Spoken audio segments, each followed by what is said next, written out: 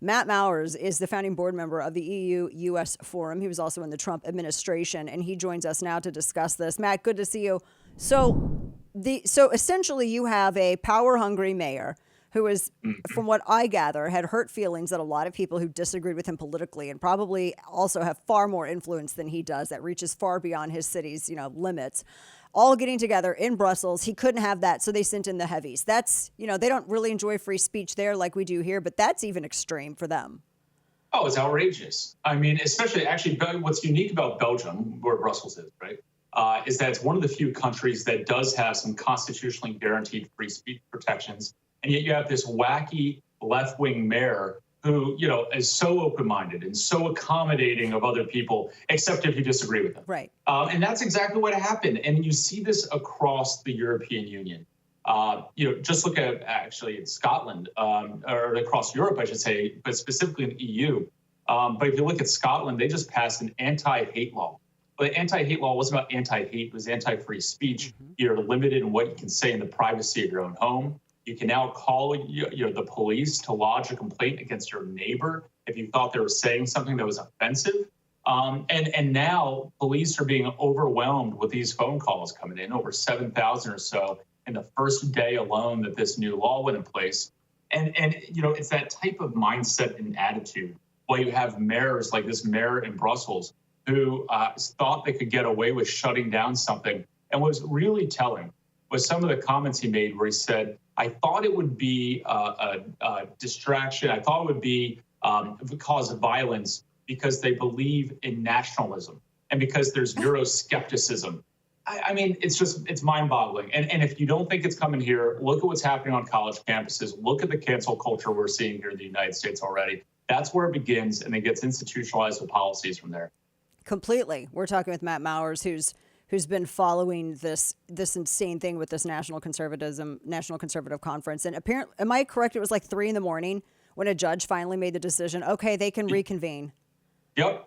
So you actually had the national court come out with a ruling overnight saying that actually this did violate Belgium's constitutional right to free speech. And again, Belgium's unique here. So, if this had happened in a number of other countries in Europe, there may not have been that guarantee of free speech protections. In Belgium, it's one of the few countries that has it. The only reason why the court stepped in and actually said that the mayor and the police were over the line. It's interesting that he cites the Euroscepticism because when I was looking at just some of the things that were being discussed, the way that EU regulations are hurting different nations' industries and undermining their own economic freedom and strength, et cetera, immigration. I mean, this is a policy discussion. And apparently that's disallowed. They don't even want to have any that's considered Euroscepticism if you're somehow questioning the EU's policies that have led to, tanking different countries' economies and absolute, kind of like we're seeing here at our southern border. Just a deluge of people coming through. You're not able to support it, overtaking entire areas, going through resources, creating a strain on the region. These are all real issues these countries face. Heaven forbid people get together and talk about it. They're skeptics. There's like actual hard, concrete evidence here that these policies aren't working. Yep. Oh, exactly. It's the same thing, Dana, if you go back 10 years ago. Remember, if you were someone who said, we need to actually secure the border, they said, well, look, you're just being racist and xenophobic. Right. You don't know what you're talking about. If you said, maybe we should actually question what's coming out of China with regards to economic policy, and then, this little virus thing called COVID, everyone said you were crazy and you're a conspiracy theorist and xenophobic. It's the exact same thing happening in Europe right now. You question immigration, you start getting heads turned. You start questioning whether the EU should be dictating these policies out of a capital far away. And they all think you're a little nutty. I just saw Senator Claudio Borghi from Italy on Monday. He was in Washington, D.C. for meetings at IMF and World Bank. And so we got together, and he was one of the leaders of really changing this viewpoint beginning in Italy almost 10 years ago. He's one of the first people to step up and say, maybe we should actually question what the European Union is doing every day. Maybe we should question whether we're getting value in this in the everyday lives of us and the workers in our country. And you would have thought heads had exploded when he talked about these things, all because he's had the audacity to have a difference of opinion. You right now have this go along, get along type of culture in Europe where everyone from the media to the centralized politicians, to obviously the bureaucracy say, you can't question what we're doing. Yet continuously, they're now failing the people of Europe. You see the immigration crisis and the rise of crime. In Germany alone, they have an all-time, one of the highest crime rates in about 17 years or so, and nearly half of it is crime from illegal immigrants who are in their country. It's just, God forbid you even talk about that, though, and you might be offending someone, and therefore you should, you might be violating the law. Matt, you bring up a really good point talking with Matt Mowers at the EU-US Forum. And I've talked with people about this on this program before, because a lot of these regulations, like you're saying, that are being determined, and the EU regulations that are being these by people who aren't obviously no association with the United States, but yet it still affects us.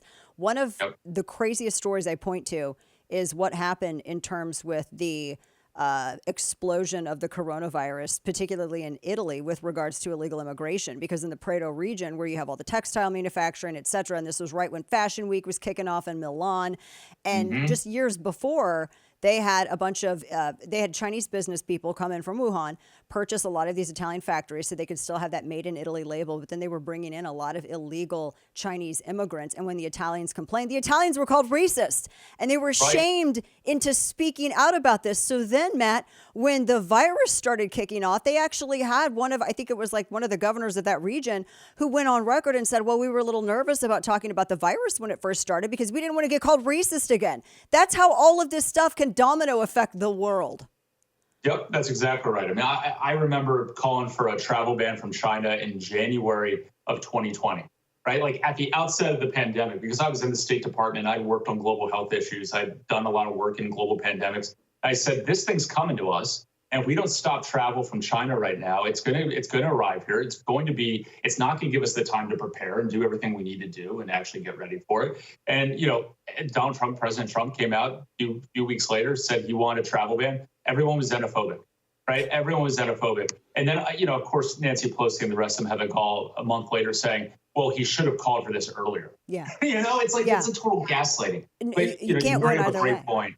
You brought up a great point about how the policies in Europe can make their way here. They are interconnected. I mean, a lot of the crazy ideas we're seeing in the United States, socialized medicine, mandates on electric vehicles that obviously don't travel that far. And actually, we get all the battery components from China and the rest of it. All of those things started with discussion in the European Union, became doctrine in the European Union, and then it made its way here to the United States. And so we've got to be vigilant and looking out for it. It's why we started the EU-US Forum, to be a watchdog of what's happening in Brussels, to make sure we had someone pushing back and some organization pushing back on some of the lunacy that's happening there. Because if it cements itself there, if it gets its tentacles in Europe, it will find its way to the United States. It'll start with the far progressive left. It'll be the AOCs and the Ilhan Omars to start. And then slowly but surely, you'll see it radiate, permeate throughout the rest of the Democratic Party and into the bureaucracy and into our government. And next thing you know, we'll also be seeing a lack of free speech in this country. We'll also be seeing these EV mandates that don't work. Yeah, and last point on that,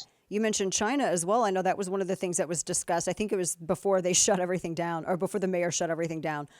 Because a lot of these countries that are a part of the EU, I mean, China's their biggest trading partner. And then when you have China coming in, pushing EVs and also trying to make deals and edge in on their auto industry, as they're also trying to get a toehold here in the United States with the rare earth element monopoly. I mean, that becomes a world security issue, not just a NatSec issue, because you're talking about empowering the biggest geopolitical foe that the U.S. has in modern era.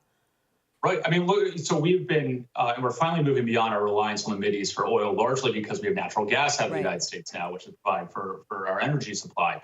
But prior to that, we were handcuffed to our relationships in the Mideast. We couldn't actually address our own interests because we needed them. Now we have policies in the United States pushing us to drive closer links to China at a time when we're supposed to be taking them on, at a time when we're supposed to equalize the trade relationship, at a time we should be pushing them on their humanitarian abuses with the Uyghurs and the rest of it. And yet, you've got these left-wing policies saying, no, we need more solar panels and electric cars made with battery parts, all of which come from China, all of which the core ingredients, lithium and the rest of them, come from China. Over 80% of the ingredients needed and the materials needed for batteries we are dependent on coming from main sources in China. And by the way, every time it's discussed to find them in the U.S., So I'm from New Hampshire, right? Right across the border is New Remain. Right. New Remain has the largest lithium deposit on the continental United States. And yet the same environmentalists who want everything battery powered, everything, put it in a place saying they want to ban mining lithium in Maine. And I don't blame them. It involves a lot of, environmental challenges and the rest of it. But you can't have both. You can't have your cake and eat it too and say, well, it's okay for China to do it with a bunch of slave labor and make us economically dependent more on China. And then also say we need electric vehicles for everyone. It's just because the pollution doesn't exist if it's in China, Matt. If we don't see it, it doesn't exist. I mean, that's exactly right. That's the truth of it. Matt Mowers with the EU-US Forum. Would love to have you back and talk about this, especially as we get closer to the election and everybody's watching what we're doing. We're watching what they're doing. Heaven forbid. We're hoping for the best. Always good to see you. Thank you so much, Matt. You too, Dana. Thanks so much.